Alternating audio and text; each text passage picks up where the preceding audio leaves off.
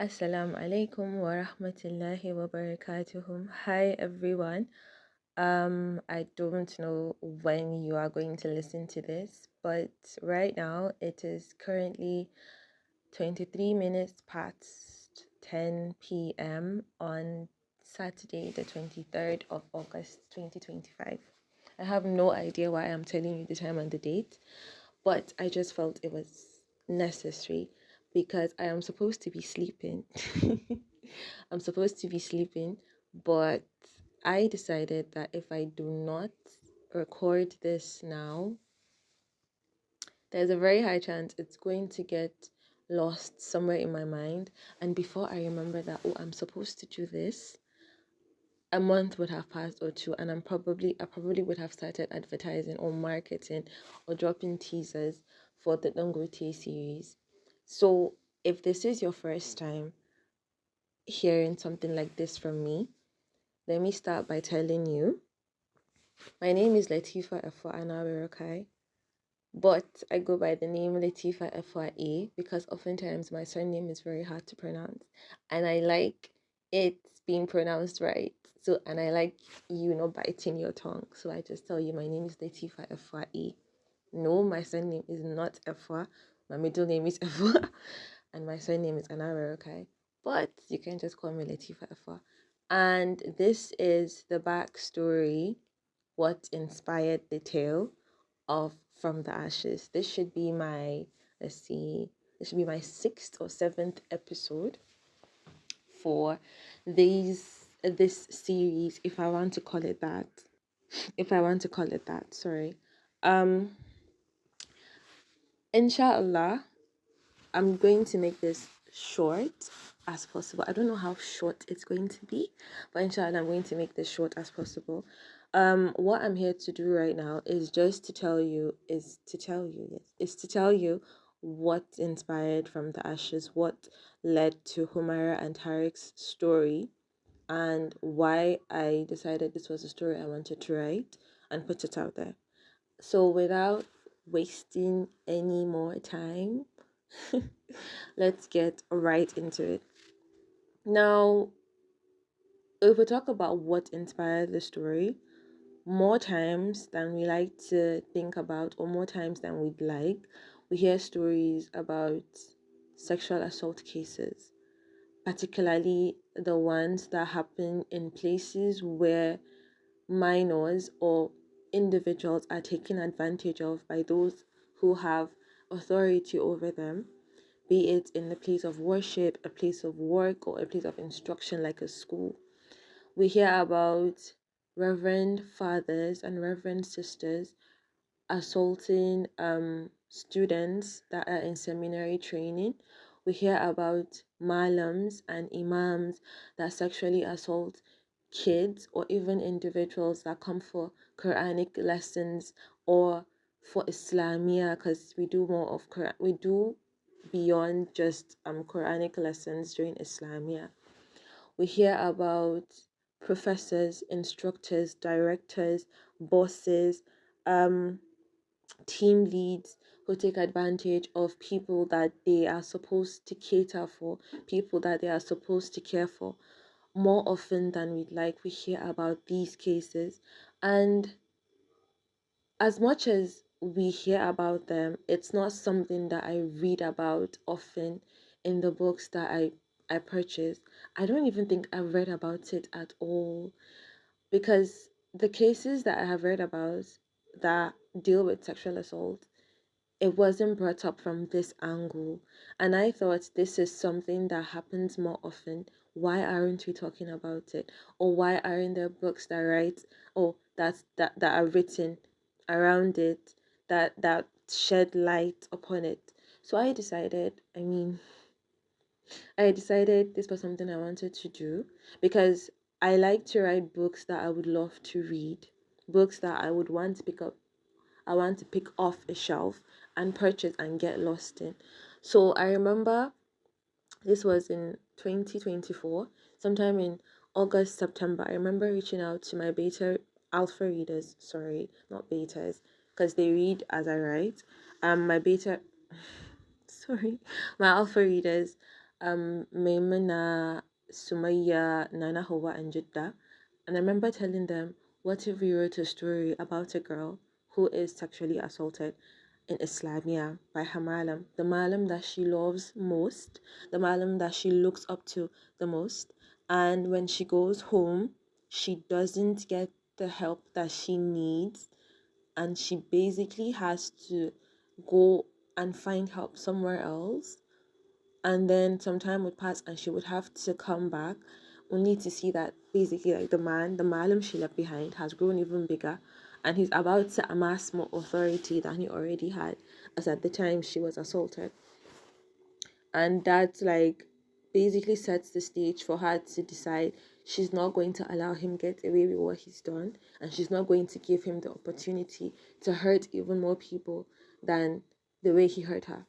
And the response I got from Maimuna, from Jeddah, from Nana Hawa, from Sumaya, basically gave me the courage to flesh out the story. And that was how Humaira came about. The urge to tell the story of people through this character who have gone through these cases, these assault um cases, trauma situations, was basically what inspired From the Ashes. And it's that idea laid the foundation for everything else that came after it. When we talk about the title From the Ashes, because I had a vision in mind where I wanted Humaira to be a character that got justice at the end, even when the odds were stacked up against her. I found myself thinking about this the theme song for Deadpool 2, the one that was sung by Celine Dion, the song named Ashes. There's a lyric that goes, "Let beauty come out of ashes," right? And when I was fleshing out the story, deciding how this was how I wanted things to go, how uh the plot would, get to the climax and everything unraveled, I remember thinking of Humaira as a phoenix. You know when a phoenix a phoenix is a phoenix is if these birds actually existed, they literally rise from the ruins, from the actual burns of something. And I remember wanting Humaira to be the perfect embodiment of that lyric that goes, "Let beauty come out of ashes." And I couldn't think of something more beautiful than a phoenix rising from the ashes. So I remember thinking, yes, this sounds perfect. And when I put down that title, I remember telling whoever cared to listen that I have a book I want to write, and I want a phoenix on the cover. I don't know how we're going to get it. Why I want a phoenix on the cover, because I wanted to show how this is a girl that was burned, and yet she found her way out of the ruins that was her life and everything. That was how From the Ashes came about. Now, why did I decide to set it in Okini before moving to Abuja, and why did I decide to go in the path I took? We If you're from southern Nigeria, this is not something that I have really studied in the north, but if you're from southern Nigeria, there is this habit, or there is this part of our society that I wish we would get rid of, which is the deification of religious leaders. When we make them deities, we make them mini gods. We feel like, oh, they are the Alpha and Omega that come after God Himself. More often than I would like, and more often than the people I've spoken to would like, we've seen cases where people basically start to worship imams, basically start to worship pastors, basically start to worship instructors, mentors. And it starts to feel as if, oh, the mentor or the religious leader is always right, and whatever they say is what is the truth, even if it's at the expense of something or of someone, right? Now, most of my books, or not all of my books, but like a number of my books are set in Edo State, right? And from Edo we moved to Abuja oftentimes. And I wanted something different. I wanted a place where I had never written about before.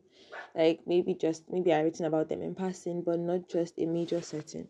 And because of how tight knitted Edo and Kogi people are, and because I knew about Ibira and Igala people just as well as I know about Edo people, it felt like the right thing to do, because this is also something I hear about that happens in Kogi State, and it's something that I have seen play out from Kogi people as well as Edo people. So it was easy to move the setting from Edo and start it in Okene, because I mean this is some place that I've gone through time and time again over the last 19 years.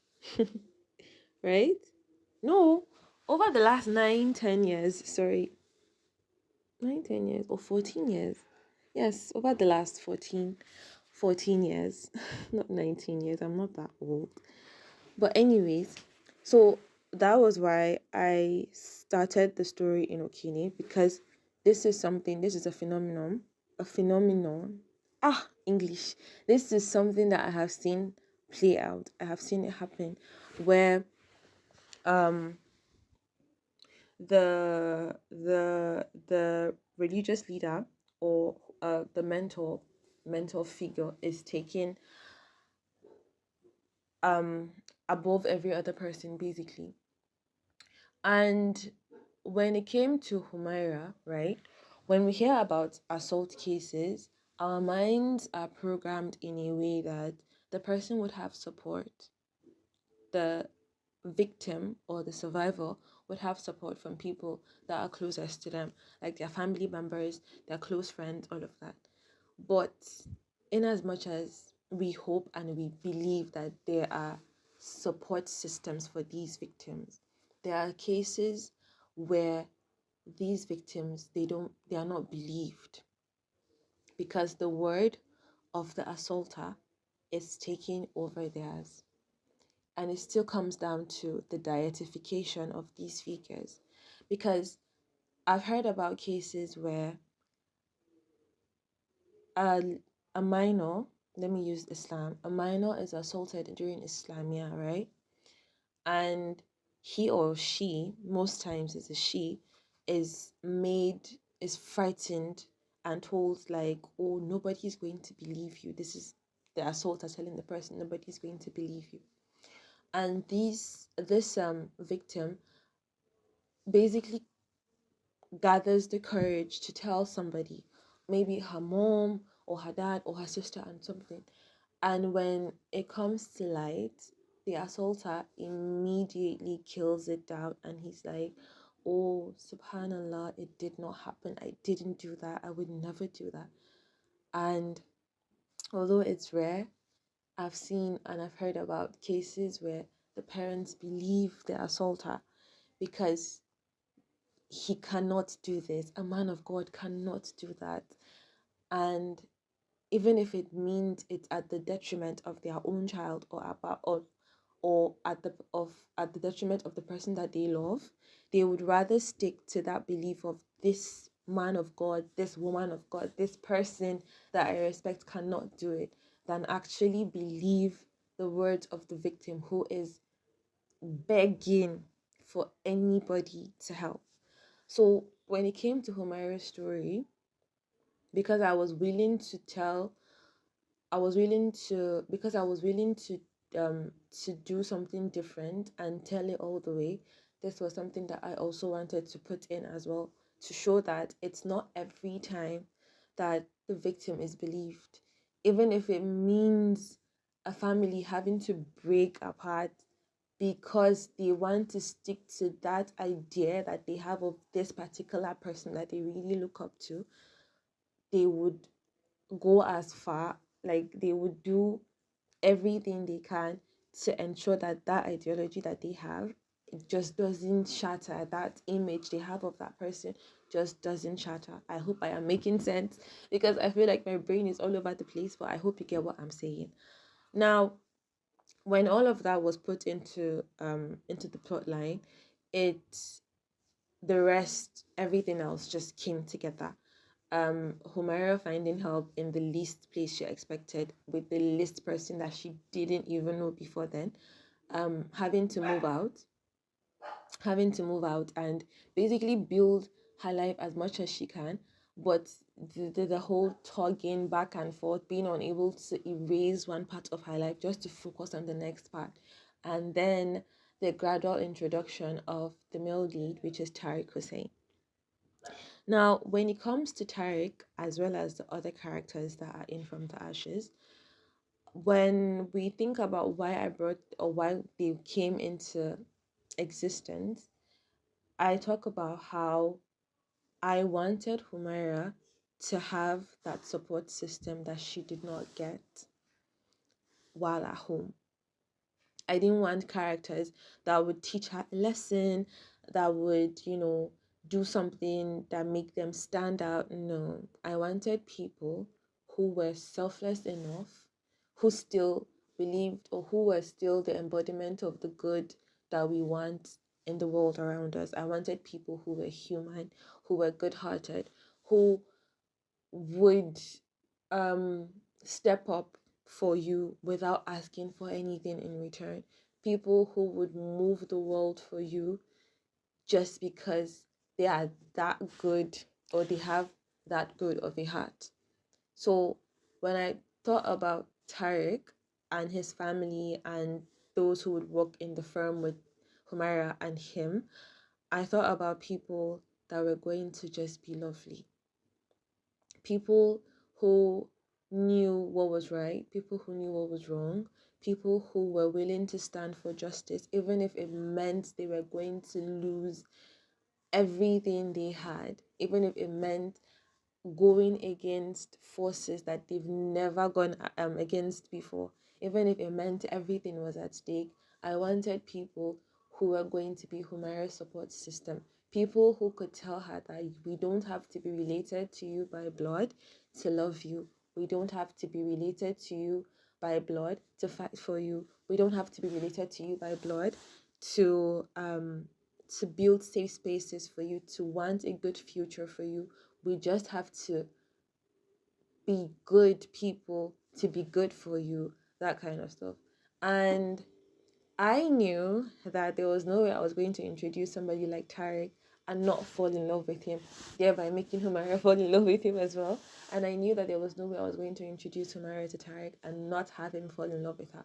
But I didn't want it to just happen in that way that, oh, it's such a, I didn't want them to just fall in love, he's changing her in some way, or he's telling her like, oh, we don't have to do this, you don't have to go, you don't have to revenge, you can just do this.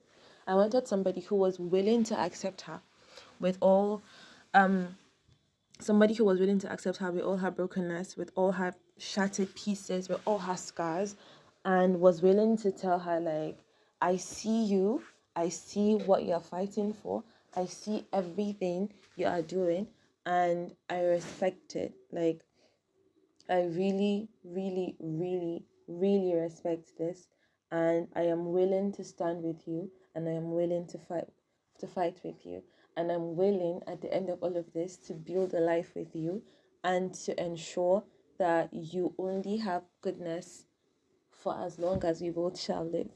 That was basically what inspired the other characters.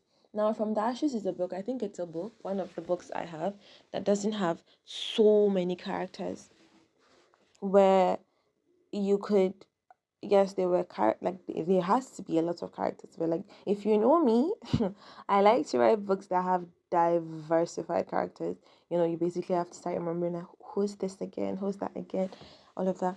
But this book didn't really have so many characters, and I loved how those important people, from Tariq to his family to Aminu to Saliha to Professor Zubair and all of that. I loved that they came together easily.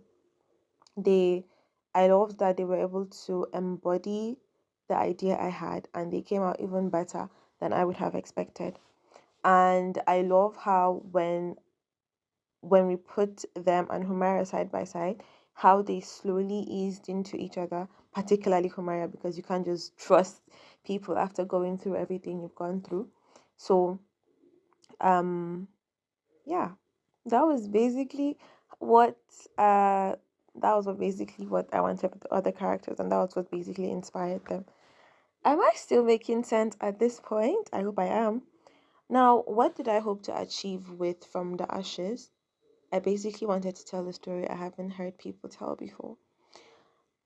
That was what birthed the idea. But along the line, I decided I wanted the book to be a source of hope for people, because almost every girl, or yes, almost every girl has been a victim of sexual assault or sexual harassment. Almost every girl has been a victim of sexual assault or sexual harassment, right? And there are a number of men, of boys, that have also been victims of sexual assault and sexual harassment or sexual harassment. Along the line, even if it's not this same vein or this same events or this same manner of things happening or things playing out, along the line where I was writing, I had this motivation that the book can be a source of um will I say empowerment or encouragement, or this comforting hug to victims, whoever is going to read it, that it's hard. It was hard. It is hard, particularly when you had to struggle on your own. But there are still people out there who would want to fight with you, who would want to fight for you. There are still good people out there who would ensure you get justice, that there's always going to be a light at the end of the tunnel, and that even if it was hard and it is still hard, there are still good things around you. There are still good things in your lives. There's like in our lives, there are still good things, like that whole فَإِنَّمَا الْأُسْرِ يُسْرًا, like with every hardship there is ease, and all of that. That was what, I don't know, that was what I was hoping to achieve with the book. And Alhamdulillah, based on the reviews I have been getting, I think I want to believe I have done justice to that, to it, to a certain extent. I mean, I'm not perfect, neither is the book perfect, but I think I was able to achieve that. I just wanted to tell a story that I hadn't read before. I wanted to, and then I wanted to um give hope to people who have either been in Humaira's shoes or have been in shoes that are similar to hers. Then,